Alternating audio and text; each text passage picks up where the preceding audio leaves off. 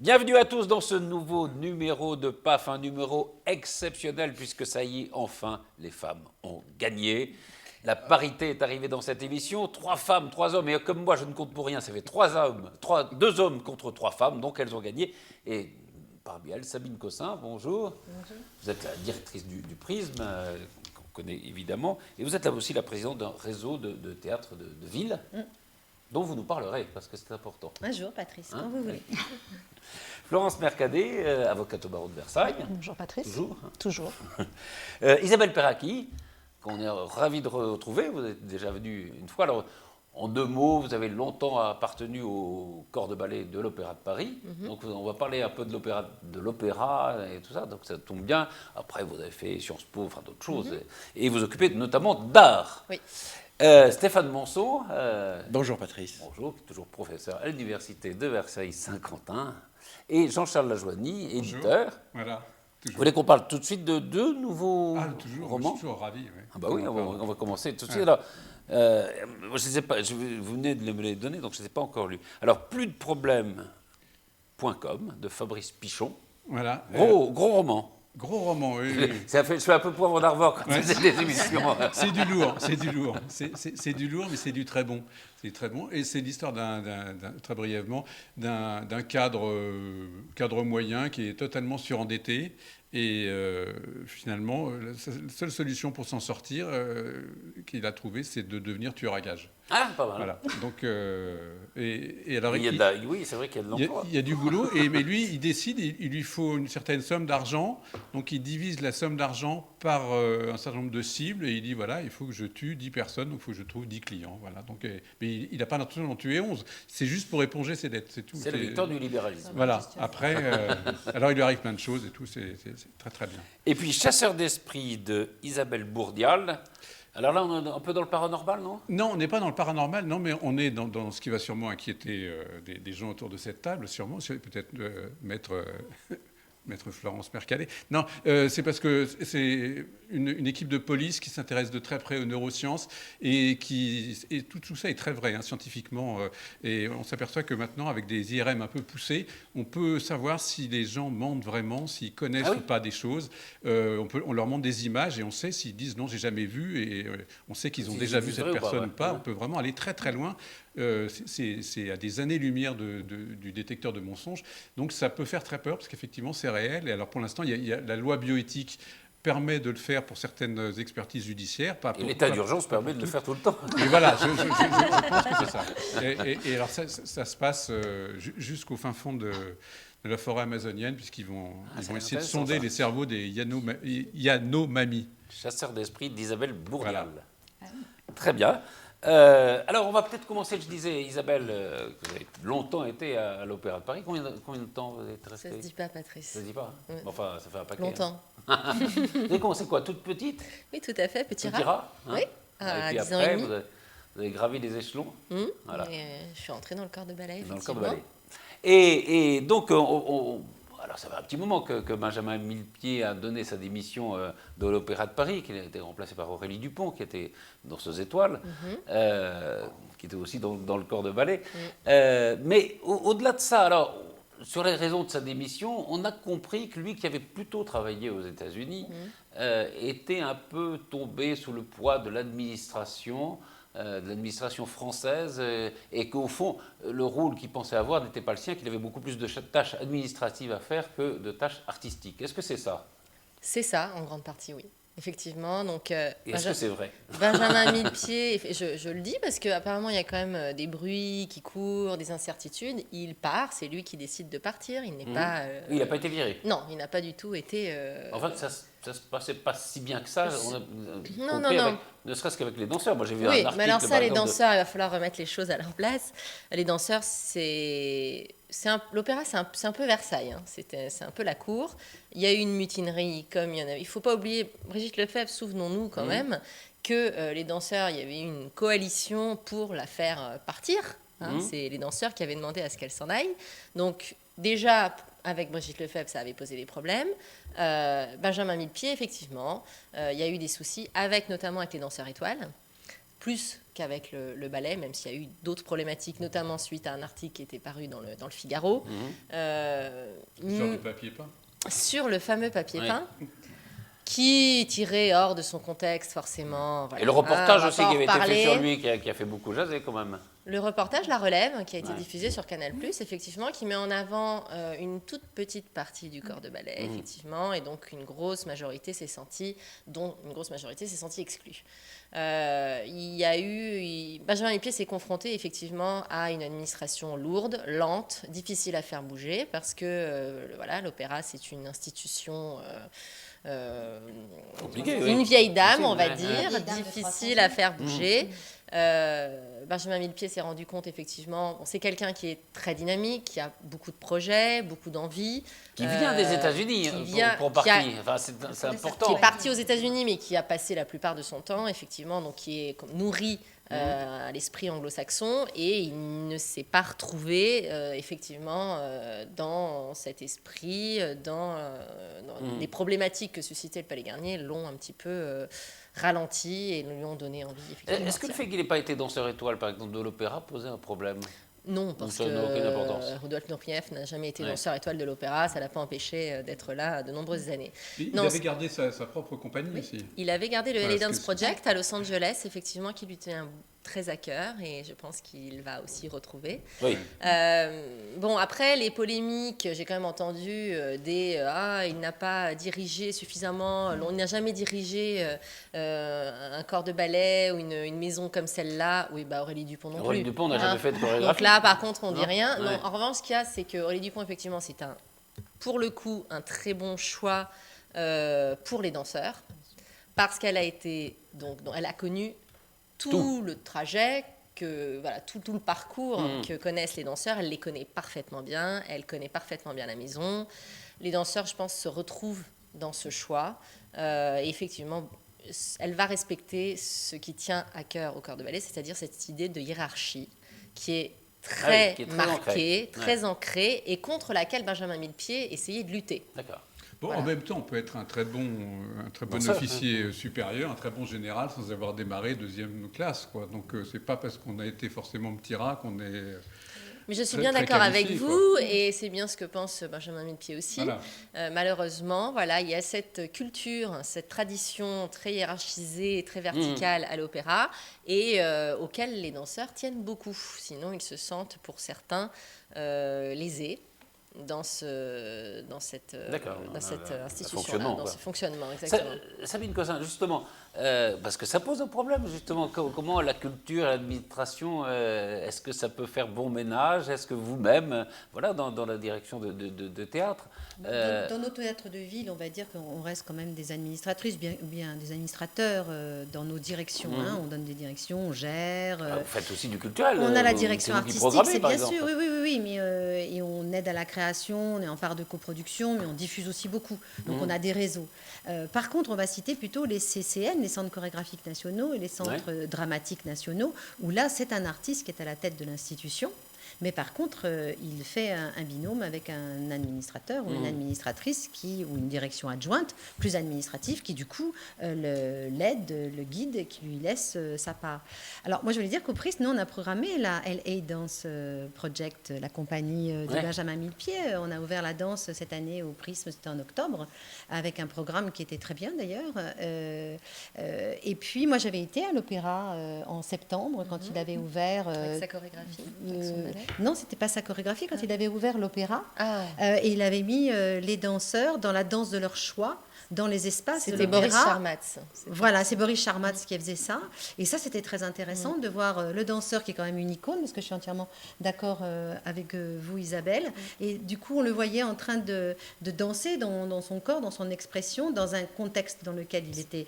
On semblerait fragilisé, puisque c'était pas celui de la scène. C'était dans les parties publiques. Voilà, dans les parties publiques, et c'était très intéressant, et il y avait un monde fou, quoi. Ça a été un gros succès. Benjamin Millepied, en un an, a quand même fait des choses, posé des actes forts. Pour ce qui est du corps de ballet, il a quand même amené une équipe de soins que les danseurs n'avaient jamais connu, des kinés, des masseurs et des médecins. Oui, parce qu'il faut savoir, vous êtes arrivé, les blessures, c'est fréquent. C'est monnaie courante. Et jusqu'ici, on n'avait quasiment rien. Enfin, les danseurs, pardon. Quand vous étiez, je sais pas, vous avez une entorse, un truc comme ça. On allait chez le médecin du sport, passer des radios, des IRM. Ouais. Enfin, Il n'y a pas de... Là, il y a un vrai staff qui a été mis en Voilà, place. il a installé une prévention. Donc ça, c'est très important. Il a changé des planchers également pour le confort des danseurs. Il a quand même levé des fonds conséquents. Oui, il faut de l'argent. Et il en a levé beaucoup, il en a trouvé beaucoup. Il a amené un certain dynamisme, une certaine innovation avec cette plateforme digitale qui est la 3e scène. Ça pose, alors, puisque vous dites ça, ça pose quand même un problème. Est-ce qu'on est prêt en France à avoir des méthodes qui ne sont pas les méthodes habituelles? C'est la bonne question. Mais bizarrement, ceux qui en se sont avec plus un peu d'administration, plaints, un peu plus. on n'a eu que des bons échos finalement partout de Benjamin Millepied. Ceux qui s'en sont finalement le plus plaints, ce sont les danseurs, donc de l'intérieur. Les danseurs, oui. Moi, j'ai lu un papier dans le Nouvel Obs d'un type qui est rhabillé pour l'hiver quand même. Je ne sais pas si c'est... Enfin, je ne pense pas qu'il se soit montré sous son meilleur aspect en faisant cela. Mais effectivement, ça a été une mutinerie de l'intérieur. Bon, après, regardez aussi les polémiques que suscitent les fameuses loges, vous savez, qui ont été ouvertes pour accueillir plus de public. Là aussi, ça a été un tollé général.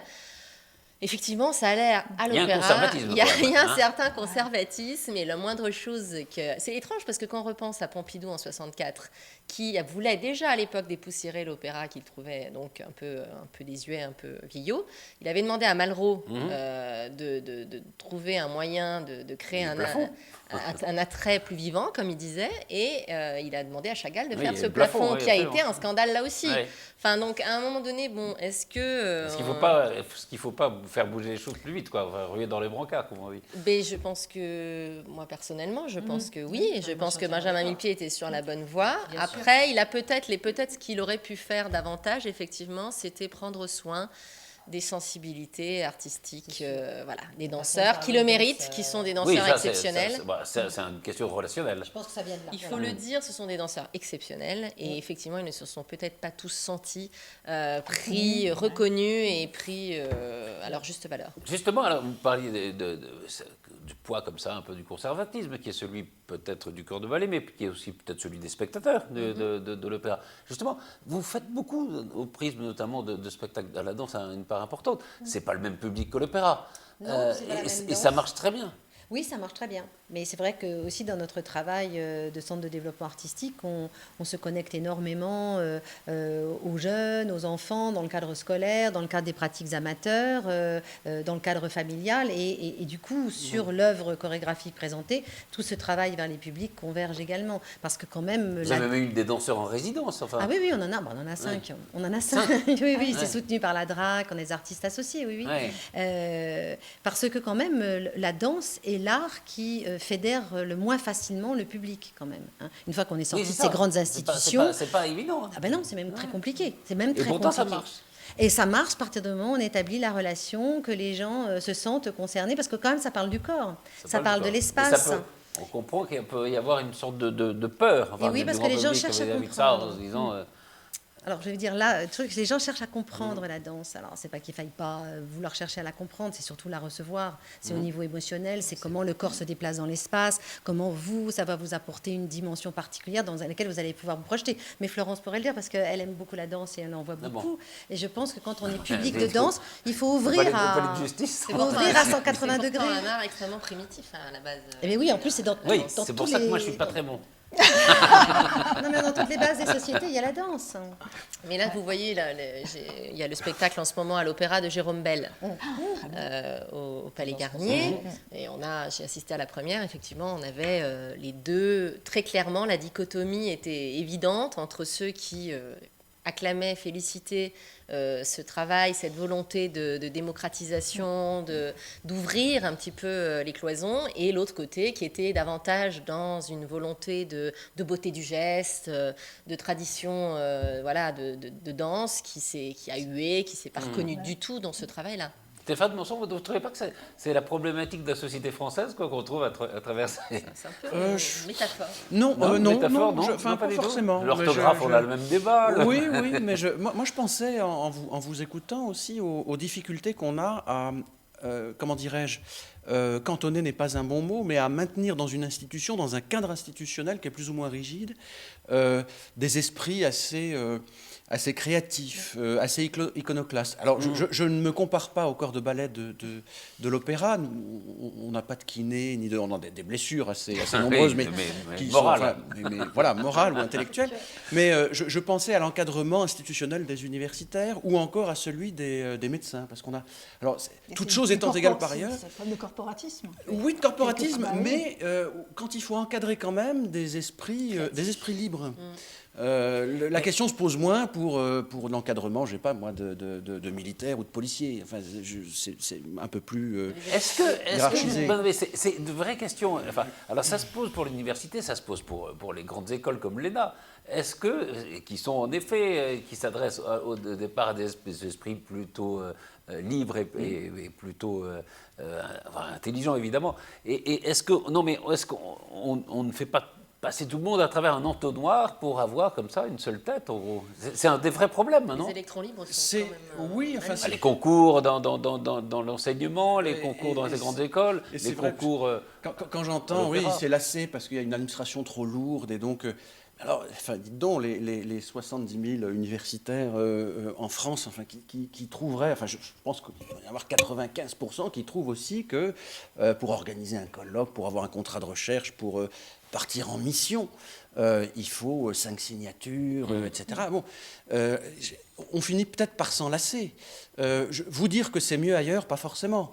Sur tous ces aspects-là, oui, mais enfin, l'herbe est toujours plus verte ailleurs. Mais il y a de bonnes choses. Je ne sais pas si la société française, si à travers ça, il faut voir une société française irréformable. Il y a quand même un débat comme ça entre le modernisme et la tradition.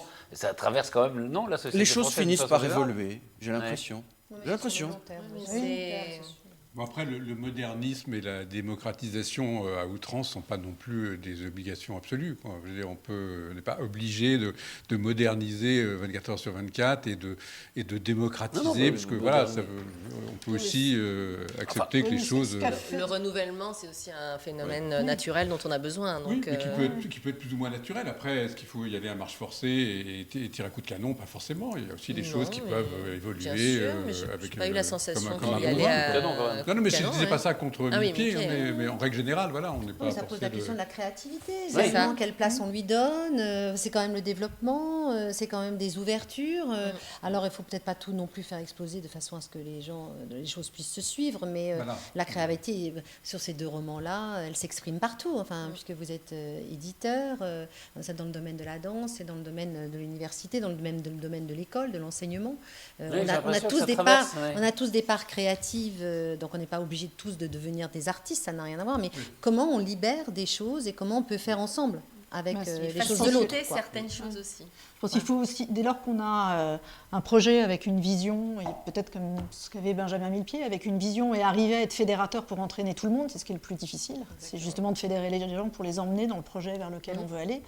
Alors peut-être qu'il s'est heurté effectivement à des gens qui ont été blessés quelque part dans leur orgueil par rapport à leur place. Aux sensibilités fortes. Mais probablement que ce qu'il a fait va rester et va demeurer de toute façon aujourd'hui. Et donc, il va y avoir un moment de pause. Parce qu'il reste un artiste à part entière, il a sa compagnie, on va le voir plutôt plus qu'avant. Il a symboliser ce débat. Il a acquis une notoriété en France qu'il n'avait pas auparavant. C'est une expression symbolique. Non, mais c'était le symbole que ça représentait qui était intéressant. Comme artistique, il est gagnant. De façon générale, je pense que les Français sont tout à fait prêts à réformer, à avancer. Après, dès qu'on touche un peu plus près à leur propre cas, ça part un peu en arrière.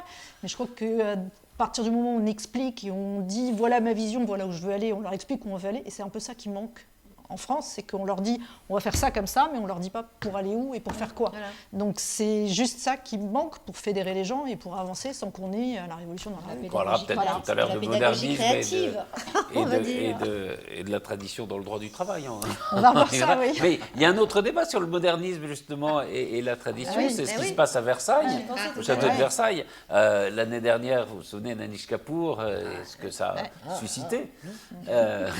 Oui, et puis depuis Koons en 2008. Oui, chaque année quasiment. Enfin, ça a été peut-être plus violent. Ça a été plus virulent parce qu'il y a eu on ne retiendra que cette œuvre du vagin de la reine. Oui. Il ne s'appelle pas comme ça d'ailleurs. Non, il ne s'appelle pas, il s'appelle Dirty Corner. Dirty Corner. C'est Dirty Corner le nom. Ouais. Il était donc disposé en plein milieu de l'allée Le Nôtre, la perspective. Il était des peut-être jardins. pas au bon endroit d'ailleurs. Enfin, on peut discuter. Oui, mais on ne retient que ça. Alors Oui, que alors qu'il y avait il plein fait partie d'autres d'une choses. globalité. Bon, Ouais. évidemment, il y a eu du vandalisme. Bon, ça a été objet de polémiques diverses et variées.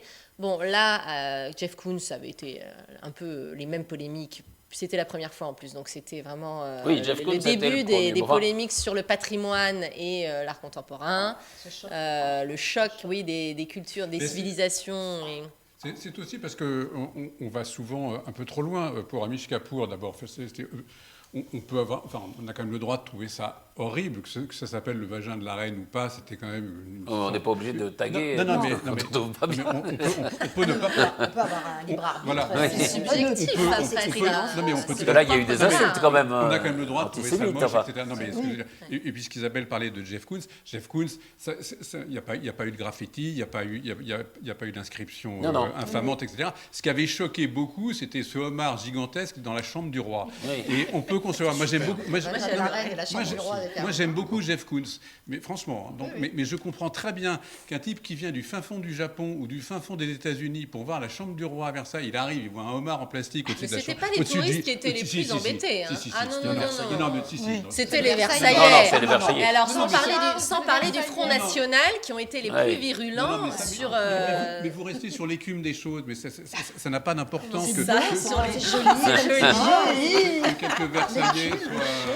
Non, c'est pas les touristes qui se plaignent le plus. Pas tous en même temps. Ce qui était extrêmement choquant, c'était ça. C'était ce homard sur le lit du roi. Pour quoi. vous, pas pour tout le monde. Il y a des gens qui ont apprécié ce homard. Et il y a des gens qui ont vu ça autrement. Ouais. Donc, ça permet de voir des choses autrement, peut-être. Cette année, il y a eu un choix un peu plus consensuel. Olafur Eliasson. Voilà, qui est un artiste islando-danois. Moi, j'adore complètement. Alors, j'adhère complètement. Alors là, c'est moins, oui, en effet, ça va moins choquer. C'est moins risqué, surtout qu'à mon avis, voilà, c'est un artiste qui travaille dans le sujet un peu espace, temporalité. On est plus dans une vision holistico-cosmologique, on va dire, avec, à mon avis, il va essayer, je ne sais pas, je ne sais pas sur quoi il travaille, mais j'imagine un travail qui concilie sur nature et technologie. C'est souvent, et puis c'est un artiste engagé. Il a créé une œuvre pour la COP21 dernièrement qui a fait parler d'elle.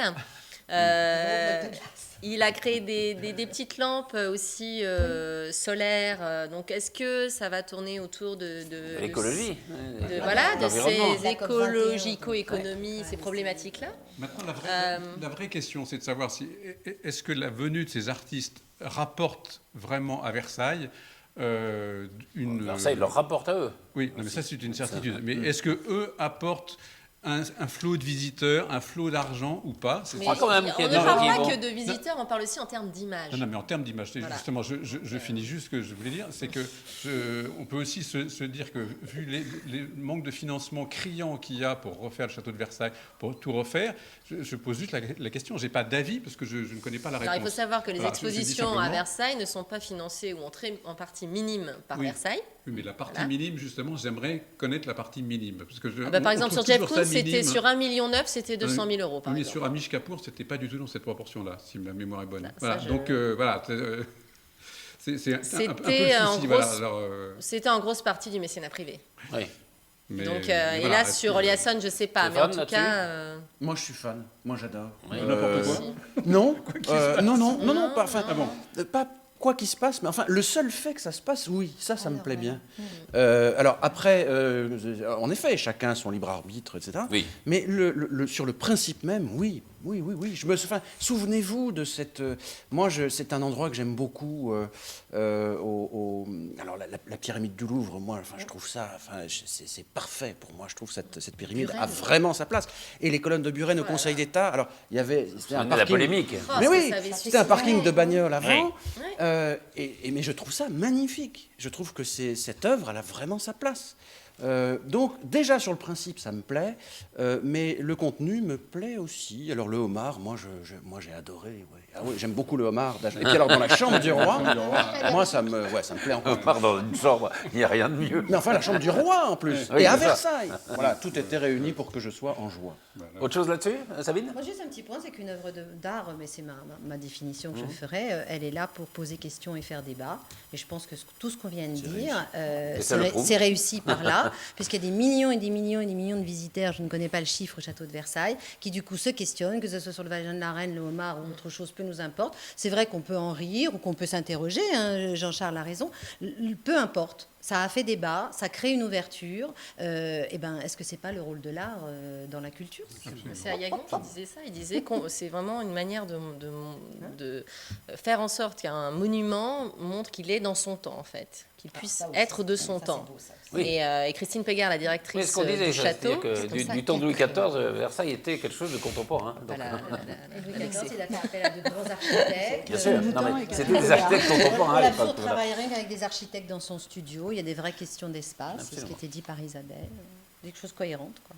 Alors, il y a, je ne sais pas si ça vous fait rêver, la candidature de Paris aux Jeux Olympiques. Mais en tout cas, si on ne l'a pas en 24, on aura peut-être quelque chose en 25, puisqu'on est aussi candidat à l'exposition universelle. Il y avait d'ailleurs une conférence à Versailles cette semaine. Je vous propose d'écouter un micro-trottoir comme on les aime. 5 expositions universelles ont déjà eu lieu à Paris au cours du 19e siècle, et si nous avons notre célèbre Tour Eiffel, c'est même grâce à celle de 1889. La prochaine exposition pourrait avoir lieu en 2025 en France. De quoi intéresser les curieux. Ils sont venus nombreux à l'université Interage de Versailles pour en savoir un peu plus sur le projet. Une exposition universelle, c'est le monde entier qui regarde. Que ce soit de la beauté, l'intérêt, la culture, l'art, l'histoire et l'avenir. Depuis 10 ans déjà, l'association Expo France 2025 travaille sur sa candidature. Si son coût s'élève à près de 25 millions d'euros, les retombées économiques devraient aller au-delà des 23 milliards.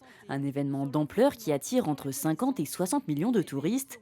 Pas de construction hors norme pour cette édition, mais un village global installé au cœur du Grand Paris. Chaque ville de France pourrait également proposer un site. C'est un projet qui adresse l'ensemble du territoire français avec une centralité qui sera en Île-de-France, avec des sites satellites qui seraient dans les grandes métropoles françaises, et puis toute une série de parcours à travers la France pour que le visiteur puisse parcourir l'ensemble de nos territoires. L'ensemble du territoire français donc, mais aussi peut-être les Yvelines. Dans le concept qui est aujourd'hui présenté pour l'exposition universelle, il y a des villes qui vont être impliquées. Et c'est vrai que Versailles, assez naturellement, par sa réputation mondiale, l'histoire de Versailles, peut faire partie de cet événement. Le projet français devrait être placé sous le signe du numérique. La France déposera officiellement sa candidature dès le mois d'avril. Elle compte déjà parmi ses concurrents les Pays-Bas, le Japon et le Brésil. Donc, alors, oui, c'est assez étonnant qu'on se présente à la fois aux Jeux Olympiques pour 2024, aux expositions universelles 2025. Ça ne fait pas les gens, si on perd l'un, on aura peut-être l'autre. On va perdre les deux, enfin, c'est des habitudes. On va perdre les deux. Surtout qu'Hidalgo était contre les Jeux, donc peut-être elle a envie de torpiller. Maintenant, elle est pour, non ? Elle est pour, mais enfin, peut-être qu'elle a envie de torpiller les Jeux en proposant l'exposition universelle, je ne sais pas, enfin, c'est possible aussi. Après, alors, moi, il y a une autre chose qui... Enfin, je ne sais pas si ça vous questionne, moi ça me questionne un peu, c'est l'intérêt d'une exposition universelle aujourd'hui. Je comprends bien, dans les années 1900, où il n'y avait pas beaucoup de voyages, etc., on racontait ce qui se passait de l'autre côté de la Terre. Aujourd'hui, on sait tout quand même, non ?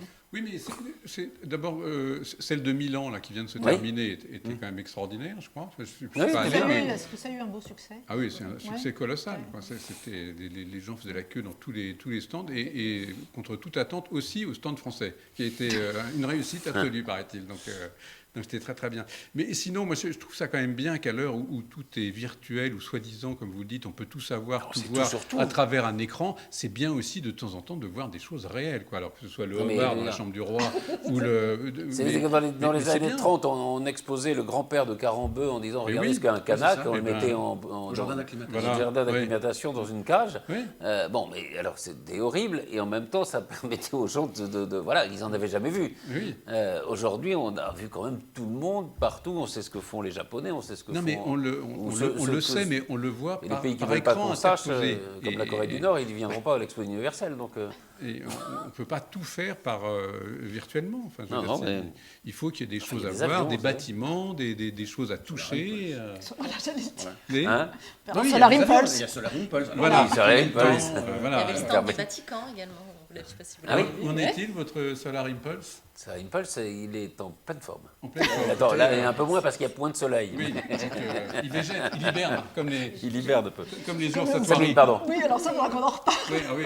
Attendez, Juste Sabine sur Cossin. cette question-là, mais un tout petit point, il y a Paris Métropole, il va bien falloir faire vivre Paris Métropole. D'ailleurs, c'est ce qu'il disait. C'est le Grand Paris. De le répartir, voilà, Grand Paris, de le répartir en plusieurs points. Donc voilà, les deux, à mon avis, sont une carte pour faire vivre, parce qu'on ne sait pas quoi mettre dedans. Aujourd'hui, la gestion et la répartition financière, l'organisation de tout ça pose quand même un certain nombre de problèmes. Et l'idée, c'est qu'effectivement, il y a des grosses entités de régions comme ça en Europe qui attirent et qui sur des pôles économiques, mais aussi sur des pôles culturels et festifs. Et c'est vrai que, peut-être, alors je ne sais pas comment dire ça exactement, mais que peut-être après les attentats, la France devient aussi un symbole. Oui, voilà, c'était dans la considération des Jeux Olympiques, peut-être aussi quelque chose qui va faire un petit retour vers Paris, qui a tant souffert. Bon, on parle un peu de politique. Ça vous intéresse? Oui, intéressant. C'est réjouissant. Non, mais par exemple, on reste dans le monde des artistes. Le référendum des artistes associés, on va dire. On improvise. Référendum de Notre-Dame-des-Landes. Ça, c'est pas extraordinaire, ça? C'est pas un beau sujet? Alors, c'est vrai que c'était un moyen de se sortir d'un sujet difficile. C'était un moyen de se sortir d'un problème politique, mais c'est aussi sauter à pieds joints dans un problème juridique. Oui. Parce que le référendum de Notre-Dame-des-Landes est grossièrement illégal. Oui. Il ne peut pas être organisé. Alors, sauf à ce que les questions... Ça peut être une consultation publique, hein, c'est ça? Alors, c'est soit une consultation publique, c'est-à-dire qu'on demande leur avis aux électeurs d'une localité, c'est-à-dire d'une commune, d'un département ou d'une région, soit encore on les fait décider à la place de l'Assemblée délibérante. Donc, dans le premier cas, c'est plutôt une consultation pour avis. Dans le second cas, c'est une sorte de vrai référendum pour décision à la place des élus. Là, il s'agirait plutôt d'après ce que j'ai cru comprendre, mais enfin c'est très flou, de demander à ce que les électeurs décident, et uniquement dans le département de la Loire-Atlantique, où est située l'emprise. Il y a une question du périmètre en plus. Voilà. Sauf que ces consultations locales qui, entre parenthèses, sont luxuriantes dans le Code général des collectivités territoriales depuis une quinzaine d'années, mais en pratique ne fonctionnent absolument pas.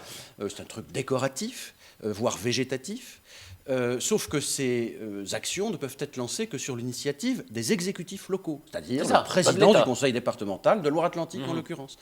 Et que, de surcroît, cette thématique-là, cette question, ce sujet d'un aéroport de cette importance est un sujet d'envergure nationale. C'est un décret du Premier ministre qui a lancé l'opération. Et donc, la décision des électeurs d'un département ne peut pas abroger ce qu'un décret a mis sur les rails. Donc, on est là dans une double illégalité qui ne serait surmontable que par modification de la loi, et c'est ce qui risque d'advenir, d'après ce que j'ai compris, par ordonnance. Ah oui. Voilà. Alors, ça, c'est le point de vue du professeur de droit qui est passionnant. Enfin, c'est bien. Non, c'est vrai. Le mot est faible. Non, parce que vous expliquez avec beaucoup de clarté le cadre juridique. Maintenant, il y a un problème quand même de démocratie qui se joue là-dedans. Est-ce que, après tout, les populations locales devraient... Est-ce qu'on ne devrait pas changer la loi? Est-ce qu'elle ne devrait pas être consultée sur des problèmes qui les concernent au premier chef? Il y a quand même des décisions qui ont été prises, il y a des décisions de justice qui sont définitives. C'est ce que disent les opposants. Ils disent on ne va pas faire un référendum sur une décision de justice qui est déjà applicable. En gros, c'est applicable, c'est-à-dire qu'on va faire on fait l'aéroport. On fait l'aéroport. Absolument, et on expulse. Sauf qu'ils sont politiquement embarrassés, quoi. Oui. L'autre truc qui est un peu choquant, c'est que là, on parle d'un aéroport international, d'un truc gigantesque, et on a l'impression qu'on parle de l'aérodrome de Chavenay. C'est-à-dire que moi, je suis désolé, j'habite pas à Nantes ni à côté de Nantes, je suis pas dans cette zone à défendre, soi-disant, mais ça m'intéresse qu'il y en ait un ou qu'il n'y en ait pas. Je ne vois pas pourquoi moi, habitant à Versailles, je serais exclu de cette question-là. Encore une fois, c'est pas un truc local. Donc, ça, je veux dire, que les propriétaires de terrain soient contents ou pas contents, c'est un problème local. Mais cet aéroport, s'il a une utilité, il a une utilité nationale, notamment pour faire venir les pièces d'Airbus, etc., qui sinon vont filer ailleurs qu'en France, etc. Enfin, après, je comprends très bien on peut être pour ou contre cet aérodrome, mais je ne vois pas pourquoi on m'exclue, moi, éventuellement de ce vote. Le problème de la superficie du référendum est un vrai problème. Enfin, qui doit voter, qui ne doit pas voter. La question aussi. La question est simple. Non, mais c'est pas l'aérodrome de Chavenay. La question est simple, pour ou contre l'aéroport, je pense. La question, elle peut être simple. Vous dites je pense, mais on ne sait pas. On ne sait pas. On ne sait pas, mais je pense que... Non, mais pour le coup, c'est toujours dans le référendum, celui qui a le pouvoir, c'est pas celui qui répond, c'est celui qui pose la question. Mais pour le coup, alors, je parle toujours à la professeur de droit public, mais c'est un référendum dans lequel, probablement, on ne va pas voter pour autre chose que la question qui est posée. Alors que dans tous les autres référendums... C'est vrai. Je doute que le président du conseil départemental de Loire-Atlantique mette en jeu son mandat, comme l'avait fait De Gaulle en 69. Mais cela dit, vous parlez de questions de démocratie, etc. Mais vous connaissez l'histoire, et on en parlait tout à l'heure, ce que les anglo-américains appellent le syndrome NIMBY, N-I-M-B-Y, not in my backyard. Je veux des aéroports, des autoroutes, des voies de TGV, etc., mais pas trop près de chez moi, pas dans mon arrière. Tout à l'heure pour la réforme. Mais je veux que ce soit pas trop loin non plus. Non plus, oui, disons, au-delà de 30 minutes, l'aéroport, ça va plus. Mais s'il est trop près, ça va pas non plus. Donc, alors, ces questions d'équipement, de grands équipements publics d'envergure nationale, en effet, posent toujours les mêmes questions. C'est-à-dire qu'on essaie de trouver des endroits désertiques. Alors là, franchement, il n'y a pas une densité de population énorme. Mais même là, ça marche pas. Là, oui, il y en a, mais les seuls qui y sont ne sont pas contents. Maintenant, est-ce que l'idée comme ça qu'on consulte les populations sur des choses qui les intéressent vous paraît choquante ou vous paraît une avancée de la démocratie ? Pardon. Si personne ne parle, moi, ça me choque, parce qu'à ce moment-là, ça ne sert plus à rien qu'on ait des élus. Alors, je veux dire, mais est-ce que c'est cette espèce de non, mais est-ce que la démocratie directe, c'est ce qu'on appelle la démocratie participative. Je ne sais pas ce que ça veut dire, mais enfin, non, mais ça marche bien en Suisse. Enfin, en Suisse, ils ont souvent mais c'est encore un autre esprit. La France n'est pas la Suisse. Et la vraie démocratie directe, ce ne sont pas des élus qui posent des questions au corps électoral, c'est le corps électoral lui-même qui conçoit la loi. Il y a un demi-canton encore, le Landsgemeinde, où ça se fait en Suisse, où 2 fois par an, la population locale, alors ils sont 15 000, ils ne se réunissent pas tous en même temps, mais ils se réunissent sur le pré, et toute l'année, ils conçoivent eux-mêmes les lois qui leur seront applicables, et ils les votent. C'est ça la vraie démocratie. Ça n'est pas préparer des projets qu'on présente ensuite à l'approbation ou désapprobation des électeurs. C'est vraiment un travail continu. Et je pense que les problèmes, les questions de démocratie directe, en effet, moi je suis assez d'accord, on a des élus, ils sont là pour ça. Et si on n'est pas content de ce qu'ils font, eh bien, on les sanctionne par le vote. Dans l'idée de démocratie directe, vous n'avez plus d'idée de responsabilité. À qui est-ce qu'on va imputer la responsabilité d'une décision ? On ne peut pas l'imputer comme ça à soi-même, au corps électoral. Il faut une espèce de paratonnerre, si vous voulez. Et ce sont les élus. Évite les conflits, du coup. Eh bien, c'est une façon de réguler des conflits. Exactement. La colère. Il faut un minimum d'expertise et de connaissance du sujet avant de donner son avis comme ça. En quoi est-ce que les gens qui... Oui, mais ça, c'est peut-être la démocratie. Ça peut aussi consister à simplifier les problèmes. Jean-Charles. Vous l'avez peut-être édité d'ailleurs. C'est libre de droit. Mais Montesquieu disait quelque chose comme la démocratie, c'est le pouvoir des incompétents. Mais c'est vrai. Flaubert a dit des trucs très bien aussi sur le sujet. Je l'ai relu. Et la démocratie, ça peut aussi peut-être consister à simplifier les problèmes pour que les gens puissent se prononcer. Voilà. Aujourd'hui, quand même, les gens ont un niveau culturel assez important pour pouvoir comprendre un peu les questions qui... Honnêtement, non. C'est très bien que non. On n'en est pas encore là, malheureusement. On a encore beaucoup de travail, mais bon. Enfin, bon. Donc vous êtes plutôt contre ce référendum d'une façon générale? Non, mais c'est mal parti. Enfin, c'est bien sûr.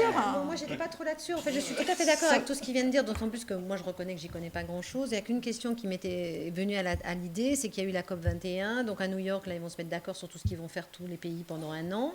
Et puis on se retrouve tous au Maroc pour la COP 22. Grosso modo, c'est le temps.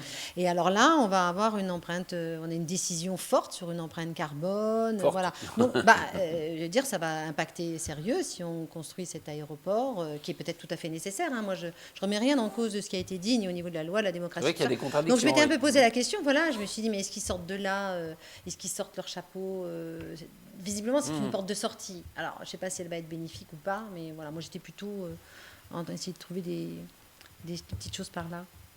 Et justement, alors, puisqu'on parlait de ceux qui sont pour, ceux qui sont contre, alors dans ceux qui étaient contre et qui sont toujours contre, il y a la nouvelle ministre du Logement, Sabine Cosse. Emmanuel Sabine Cossin, Sabine Cossin n'y est pour rien.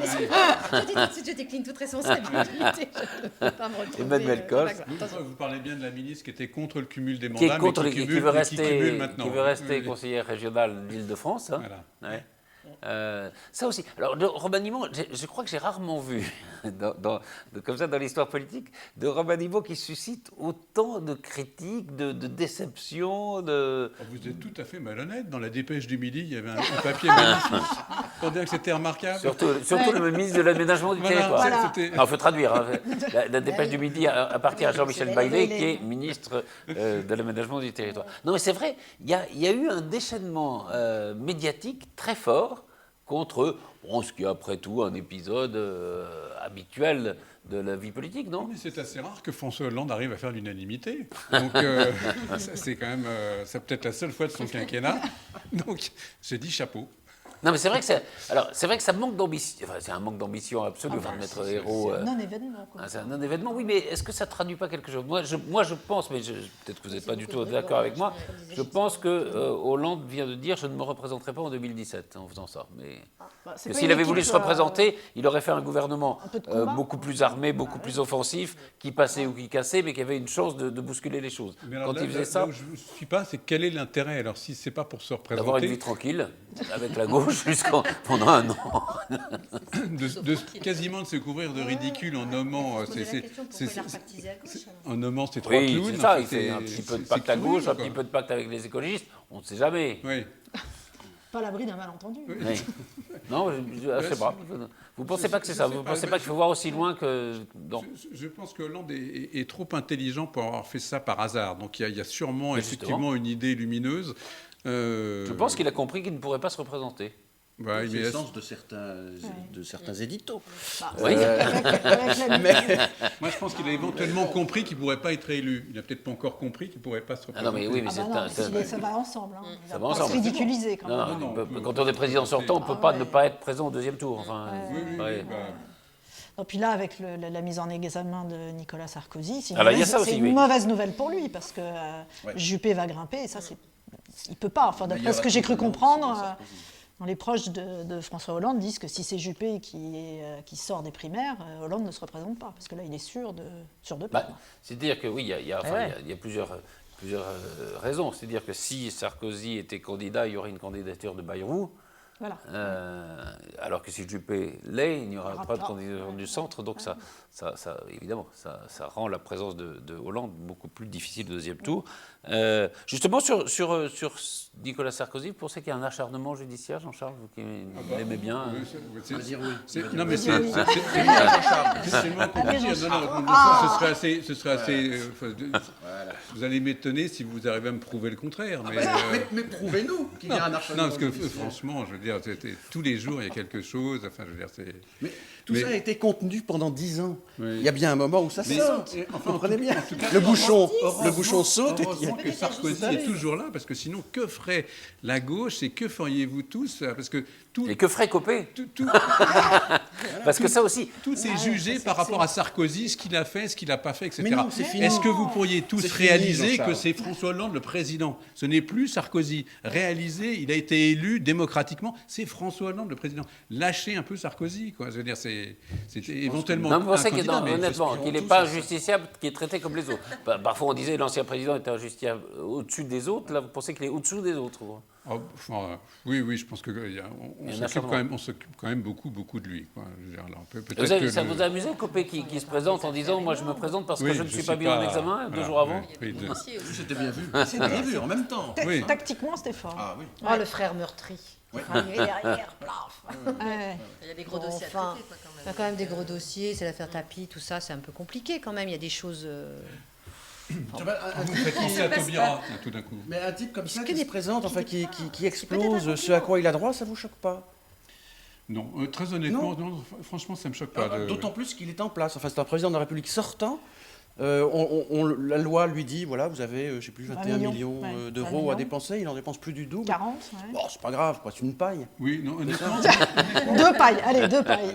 Non, ce qui me dérangerait beaucoup, si c'était l'argent du contribuable. C'est un peu l'argent du contribuable, vu que l'argent de l'UMP, c'est justement l'argent du contribuable. Non, pas du tout. Si, les partis politiques sont financés en partie. Prouvez-moi. Eh bien oui, je veux dire, c'est les donations. Je veux dire, il y a même eu ce qu'on a appelé ce sarcoton, etc. Les t-shirts et les pins. Non, mais t-shirts de baladure, notamment. Très honnêtement, ça m'est égal. Je veux dire qu'un parti politique dépense plus. C'est pas bien de ne pas respecter la loi, on est d'accord. Mais voilà, c'est pas non plus. C'est pas bien. Non, mais il ne le refera plus. Oui, il a changé. Il a changé, voilà. Sabine? Non? Non, je dis oui, il n'y avait pas que cette histoire-là. Je recite l'affaire Tapie, qui est quand même. Non, mais là, il est mis en examen sur le déplacement. Oui, mais c'est pas les seuls. Non, mais on parlait d'un acharnement. Il y a ce problème-là, mais il y en a eu d'autres et il y en aura encore d'autres. C'est la combinaison de tout cela qui vous faisait dire ça. D'accord, mais si en France, le seul souci, c'est Sarkozy, je veux dire, on est un pays curieux quand même. On a de quoi faire. Oui, il y en a d'autres, oui. Non, mais on a l'impression qu'il n'y a que ça. Donc. C'est vrai que ça prend des proportions. Occupe un peu. Peut-être un mot quand même sur le projet de Mme El Khomri. Alors là, avec ce gouvernement qui était censé ne pas faire grand-chose, on met un coup de pied dans la fourmilière quand même, parce que là, on a un projet qui est, même la droite se dit, mais on n'aurait jamais osé faire ça. Jamais osé. Sarkozy, votre ami, s'il avait osé le quart du tiers, c'était la révolution. Oui, c'est ça. Mais le problème, c'est qu'il n'a pas osé. C'est un peu ce qui lui est reproché par ses soutiens. Il est malin, il a filé le boulot aux autres. Non, mais c'est plus qu'il a dit que la droite ne peut pas faire ce genre de réforme, la gauche finit par les imposer. Oui, ça avait déjà été en 80. C'est ce qui a souvent été le cas dans l'histoire. En un mot, les principes. Vous avez regardé les principales. Oui, j'ai regardé. Les principales mesures, sur les 35 heures, donc 35 heures reste toujours la durée légale, mais en fait il y a un très gros coup de pied qui est mis sur la majoration des heures supplémentaires, puisque par accord d'entreprise on pourra déroger aux accords de branche qui imposent une majoration à 25% en la descendant à 10% par accord d'entreprise. On va pouvoir travailler plus dans la semaine, puisqu'on va pouvoir travailler par accord d'entreprise jusqu'à 46 heures par semaine, mais sans devoir de demande d'autorisation, alors qu'aujourd'hui c'est soumis à autorisation. On reste toujours plafonné à 48 heures. On va pouvoir faire de la modulation du temps de travail qui aujourd'hui est fixé sur 12 mois. On va pouvoir dépasser le cadre des 12 mois, aller jusqu'à même 3 ans. Ça veut dire qu'on va pouvoir lisser et écraser des heures supplémentaires sur presque 2 ou 3 ans. Tout ça par accord d'entreprise. Donc là, sur les 35 heures, il y a quand même, il remue quand même énormément de choses. Ça reste la durée légale, mais elle est complètement explosée, ça c'est clair. On va partir sur le fameux plafonnement des condamnations prud'homales. Donc là, on va avoir un plafonnement, mais j'ai regardé les propositions de plafonnement, et finalement, il n'y a pas grand-chose, à mon sens, de choquant, parce que les plafonds qui sont proposés correspondent, de par mon expérience en droit du travail, à peu près à la moyenne de ce qui peut être donné par les juridictions. Donc on n'est pas dans quelque chose de bas. Alors après, on peut discuter sur, c'est quand même choquant juridiquement de plafonner des dommages d'intérêt pour des préjudices, parce que le préjudice est individualisé, n'est pas le même entre Pierre et Paul, même s'ils ont le même âge et la même ancienneté dans une entreprise, ils peuvent avoir des préjudices différents. Donc là, on va avoir une espèce d'uniformisation avec ce plafond. Moi, je pense que le message du gouvernement au travers de ce plafonnement, c'est faire plaisir aux MEDEF et aux chefs d'entreprise par rapport à ça, parce que c'était une forte demande des chefs d'entreprise pour avoir de la lisibilité, de se dire, bon, ben voilà, si je prends un risque, mon risque, il est de temps et je sais. Mais c'est surtout de pousser à la négociation, parce que si maintenant d'éviter les prud'hommes, c'est d'éviter et c'est de vider les prud'hommes qui ont des procédures extrêmement longues et très embouteillées. Et finalement, l'État se désengage. L'État, au travers de ça, va se désengager, retirer sa responsabilité qui a été condamnée. Enfin, l'État a été condamné à de très nombreuses reprises du fait des lenteurs des procédures. Et là, ils envoient le bébé sur les entreprises en disant, voilà, maintenant vous savez combien vous pouvez risquer, un maximum de 2, 3 mois, 6 mois, 9 mois, 15 mois, débrouillez-vous, négocier. N'allez pas devant les tribunaux. Et n'allez pas devant les tribunaux, et je pense que ça va vider quand même beaucoup les conseils de prud'homme. Après, il y a les licenciements. Les licenciements économiques.